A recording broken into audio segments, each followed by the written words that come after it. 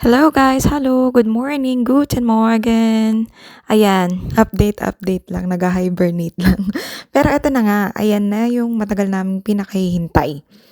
3 weeks naming hinintay yan para makumpleto na ang aming apartment. So, ayan, nagbi-build ako ng chair.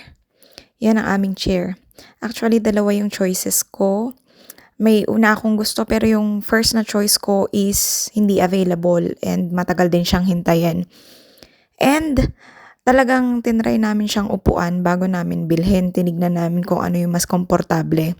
So yung sa first choice ko, gusto ko talaga yun as in, yun talaga yung number one ko pero hindi daw siya komportable. Tapos itong second na to, ito yung second choice namin. Tinry namin siyang upuan. So, komportable siya kaya yan ang aming napili at yan yung aming nabili. So, ayan na nga.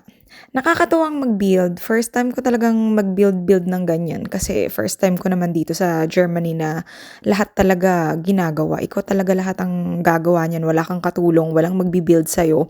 Wala kang uupahan. Hindi kagaya sa Pilipinas na meron kang tatawagin na tao para gawin ito. Dito, lahat talaga, ikaw talaga, independent woman ka talaga dito.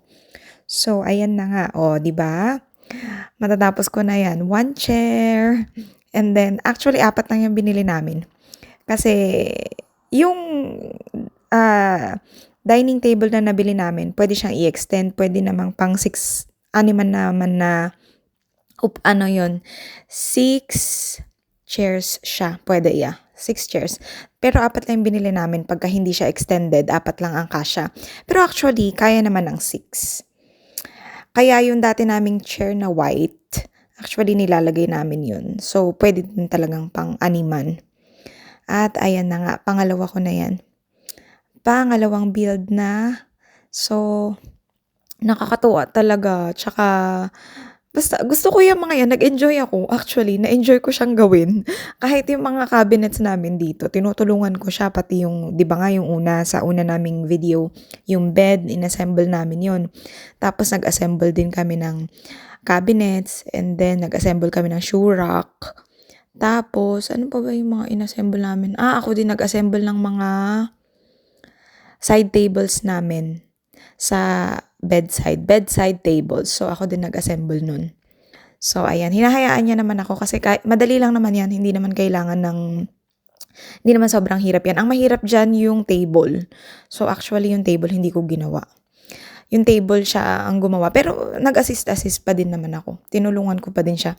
Parang nung nakita ko kasi, sabi ko, parang ang complicated. Parang hindi ko kaya. So, siya na lang dun. Pero ayan nga lang, pagka hihigpitan, siya na yung pinaghihigpit ko kasi ang hirap kasing higpitan. So, kailangan talaga ng malakas dyan na force para mahigpit talaga, para hindi siya matanggal-tanggal pagka naupuan na. Para pang mahaba ang ano na yan. Heavy duty ba? Mahabaan na siyang upo. Pang matagalan na upuan na talaga siya. Hindi na kailangan pang screw. So, talagang very tight na siya. So, siya talaga yung pinagtatight ko pagka ganyan. And, ayan na. Yan na ba yung last? Oo, yan na yata yung last chairs. Or pang third na to. So, ayun lang. Nakaka-enjoy lang siya. Ayan, build lang. Sana matry nyo din yan. Nakakatuwa, masaya. At ayan na nga, ayan o, tinutulungan niya ako. Pero meron naman kaming, ayan, anong tawag dyan? Basta yung hindi mo na kailangan, di manual ba? So, ayan ang favorite ko yung magdidikit ng sticker dun sa pinaka baba para hindi magasgas, di ba, yung floorings. So, favorite ko yun. Ididikit mo lang yun.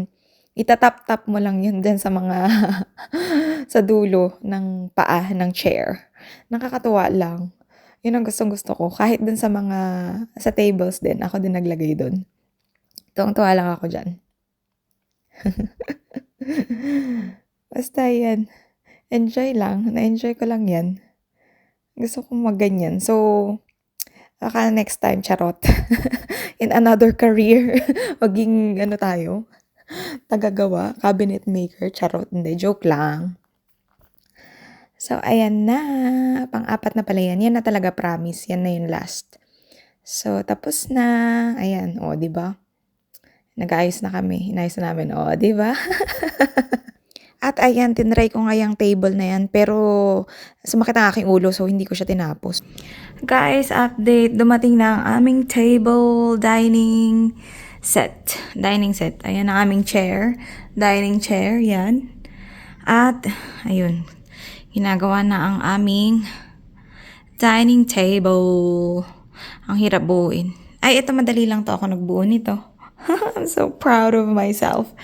At, ito naman ang next. Siya na nagbubuo dyan. Pero tinutulungan ko siya, syempre. Pero ang hirap kasi.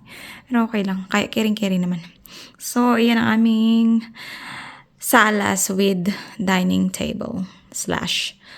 So, yep. Update ko kayo mamaya pagtapos na. At ayan na nga guys, dinner time. So, nagba-barbecue kami. Yan ay pork and longganisa. O, diba? Yan ang aming hapunan. May rice ako at sausawan. Syempre, hindi mawawala. Kamatis na may toyo, sibuyas, at garlic. And then, may mga tumas pa ako. And first time namin kakain. Ayan, guys. Tingnan nyo. Na-build na namin ang dining tables. Dining set namin. So, ayan. First time namin kakain siya.